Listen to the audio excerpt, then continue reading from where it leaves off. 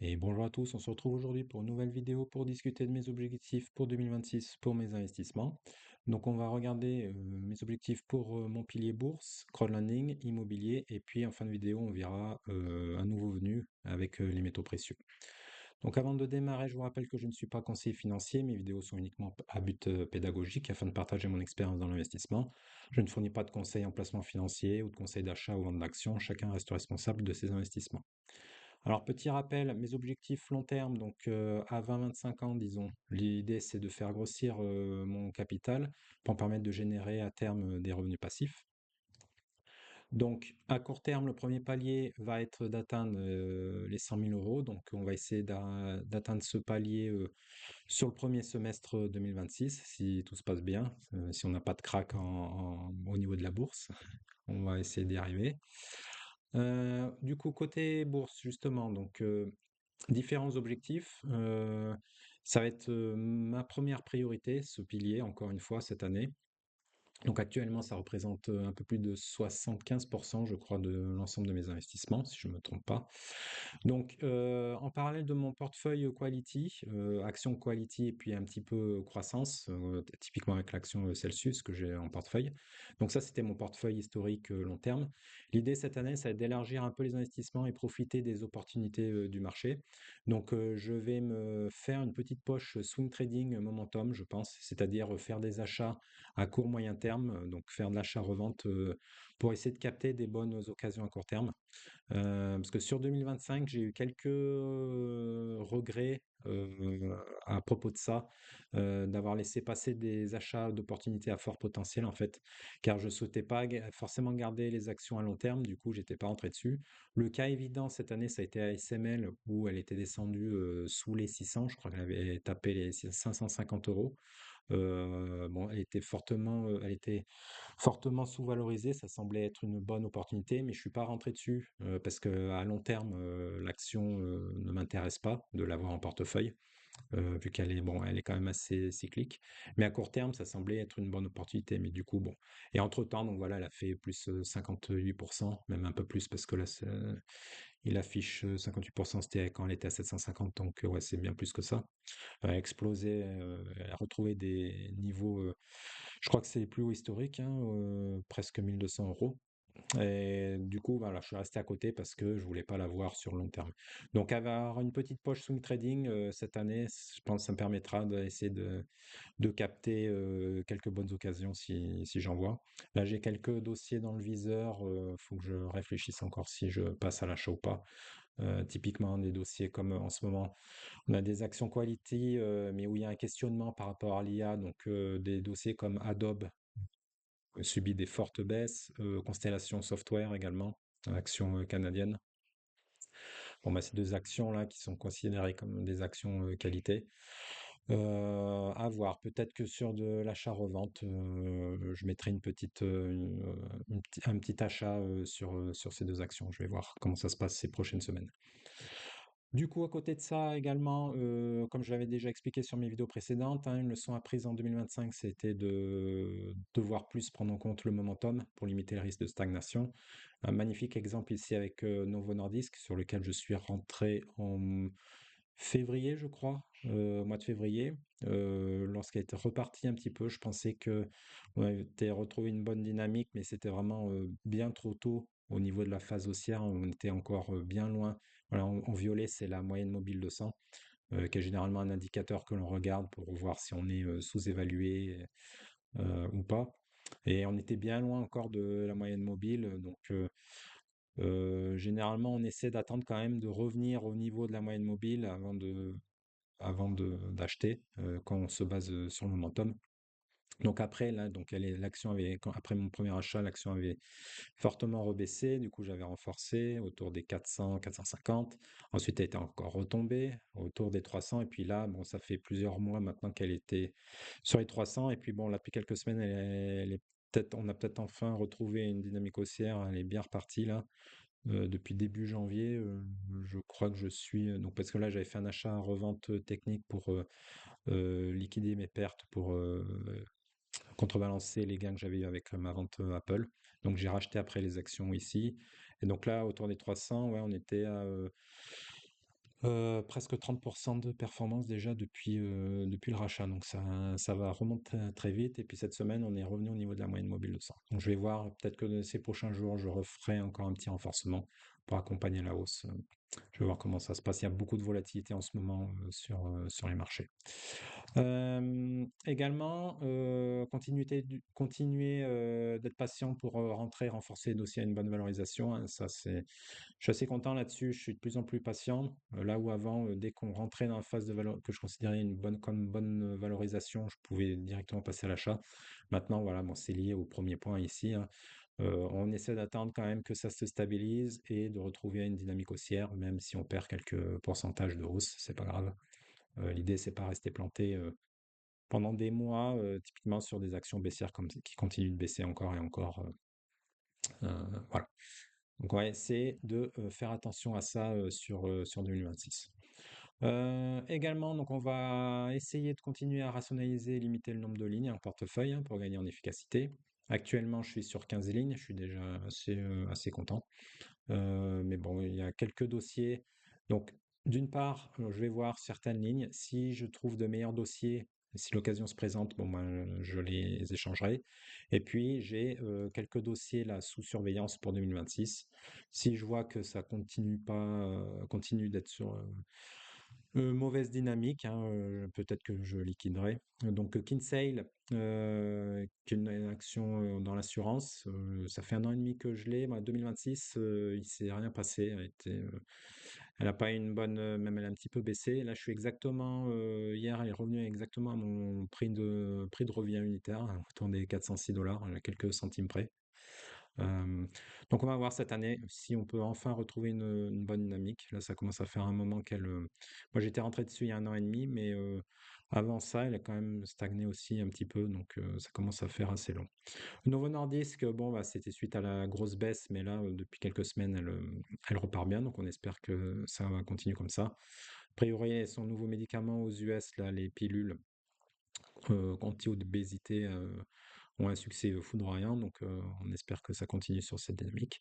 ADP également, Automatic Data Processing, donc qui est un peu subit un peu le même problème que Constellation Software, c'est des actions qui font du logiciel dans les ressources humaines, mais bon voilà, il y a un questionnement par rapport à l'IA et quel impact ça peut avoir, donc elle a pas mal baissé depuis quelques semaines. Et puis L'Oréal, bon, elle a une petite croissance très lente depuis que je l'ai. Donc, on va voir si on trouve d'autres opportunités pour avoir une meilleure dynamique, hein. Je pense que je la liquiderai.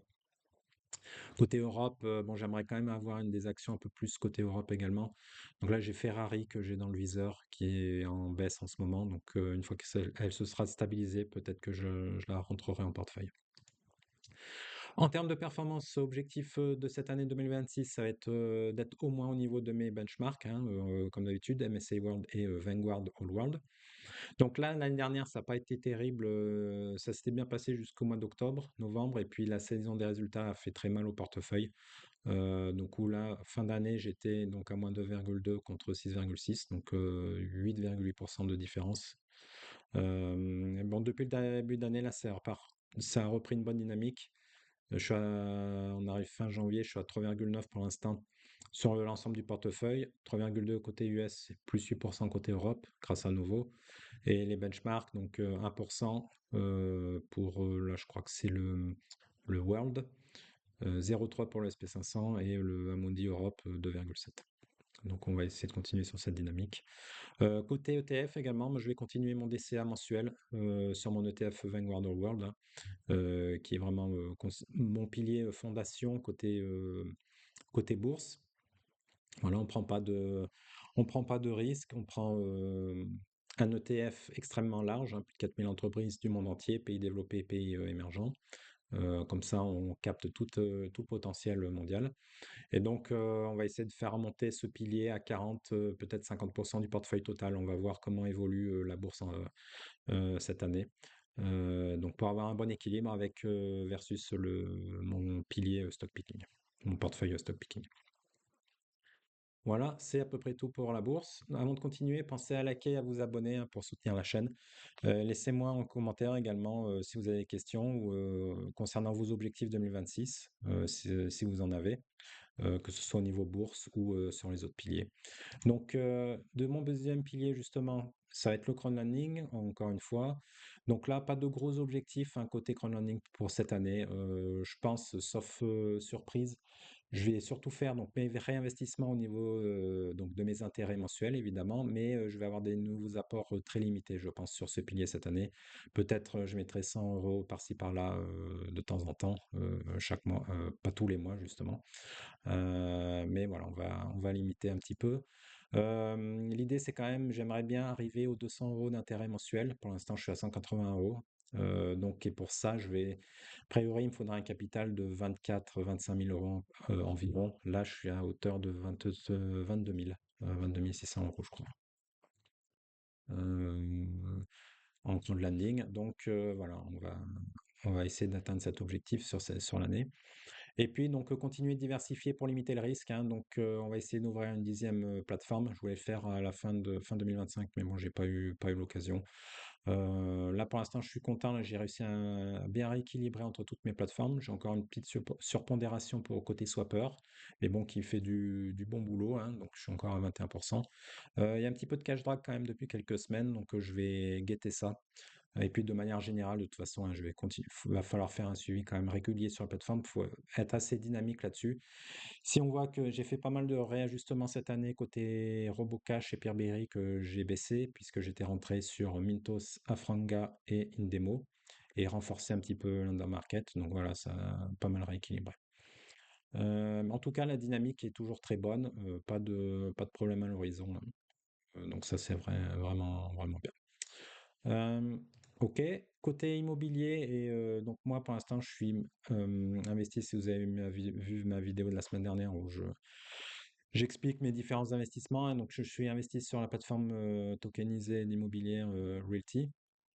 Donc pour l'instant, donc j'aimerais renforcer un peu mon pilier, IMO, mais je suis en pause sur, Realty, alors déjà avec les problèmes qu'ils ont avec la ville de Détroit qui ne verse plus les loyers, donc ça j'espère que ça va se décanter, rapidement. Et puis de manière générale, là, je trouve que, comment on dit en français? Hem, c'est pas très, intuitif, je trouve, les investissements sur Realty, si on passe pas par la blockchain. Alors ils avaient essayé de simplifier un petit peu les choses, pour, les investisseurs lambda, mais, je trouve que c'est encore un peu le bazar. Ils mettent souvent des nouvelles fonctionnalités en place également, qui sont pas forcément, de mon point de vue, pas forcément utiles pour les investisseurs qui sont pas, très intéressés par, la blockchain. Donc voilà, j'attends de voir un petit peu comment ça évolue sur Realty.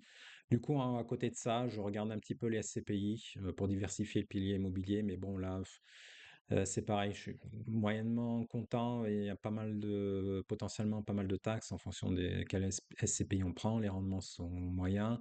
La liquidité est vraiment pas terrible.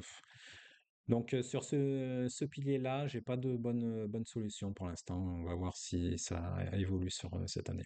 De toute façon, bon, ça a vocation à rester un segment très limité de mon côté pour mes investissements, hein, puisque je suis fortement exposé via ma résidence principale avec l'immobilier. Donc ça m'intéresse pas d'avoir un énorme pourcentage en immo. En conclusion, du coup, donc 2026, ça va encore être une année de gros renforcement hein, pour mon pilier bourse. On va continuer de travailler sur l'amélioration de mon stock picking, bien étudier les dossiers que j'ai en portefeuille et dans ma watchlist. Euh, Côté crowdfunding, ça va être la continuité également. Donc l'idée de faire repasser ce pilier sous les 20% du total de mes investissements. Aujourd'hui, je suis à 23%. Et puis, donc, pas de gros renforts de prévu sur l'année sur ce pilier, a priori. Et puis enfin, je compte ouvrir un autre pilier cette année, donc les métaux précieux, pour diversifier un peu mes investissements, encore une fois. Le but, ça va être d'investir, d'avoir une petite poche en or et peut-être argent. Donc l'objectif, c'est d'être autour des 4-5% du total de mes investissements sur ce pilier métaux précieux. Je pense que c'est pas mal.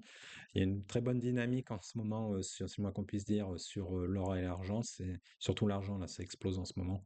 Mais sur le long terme, de toute façon, c'est intéressant d'avoir une petite poche sur, je pense, sur les métaux précieux. Il faut pas que ce soit une trop grosse poche, mais voilà, 5%, ça me paraît raisonnable. C'est généralement ce qui est conseillé dans la diversification des portefeuilles d'investissement. Donc, ça me paraît pas mal. Et puis, donc, dans l'idéal, on va essayer d'arriver fin 2026 avec un capital minimum des 110 000 euros. Mais bon, ça, c'est pas forcément moi qui va décider. Moi, je décide des montants que je peux mettre tous les mois. Mais voilà, si mon pilier bourse, qui fait 75% du portefeuille, décide de faire un crack cette année et qu'on perde, je sais pas, 50% de performance, bon, bah, évidemment, hein, l'objectif va être complètement éclaté. Et on retomberait autour des 60-70 000 euros à la place. Mais bon, voilà. Sinon, dans un monde où la bourse évolue calmement, disons, on pourrait arriver à ces niveaux de valorisation du portefeuille pour l'ensemble de mes investissements. Voilà, c'est mes objectifs pour 2026. Laissez-moi en commentaire quels sont les vôtres hein, pour vos différents piliers et puis si vous avez des questions également. Je vous souhaite de bons investissements et à bientôt. Au revoir.